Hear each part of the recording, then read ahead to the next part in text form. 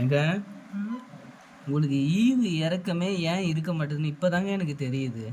என்ன உனக்கு? இல்லை, உங்கள் சுவையாக சாப்பிட்ணுன்றதுக்காகவே நல்லா இருந்த உயிரோடு இருந்த ஒரு ஆடை வெட்டி சாப்பிட்றீங்க. இப்போ நான் மட்டும்தான் ஈவு இறக்கமே இல்லாமல் அறிகிறேன், மற்றவங்க யாருமே இதெல்லாம் அறியறது இல்லை. மற்றவங்க கதை எனக்கு எதுக்குங்க? என் கதை தாங்க எனக்கு.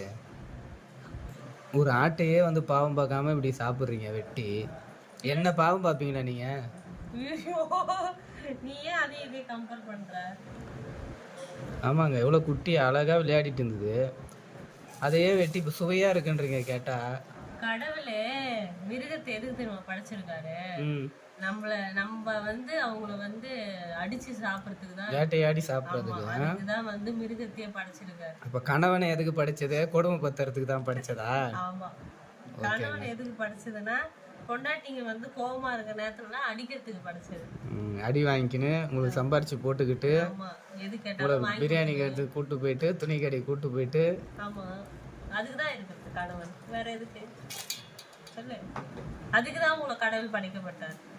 ஓகேங்க, ஸோ ஸ்வீட்டுங்க. ஆட்டுக்கறியோட சாப்பிடுங்க, ஸோ ஸ்வீட்டா.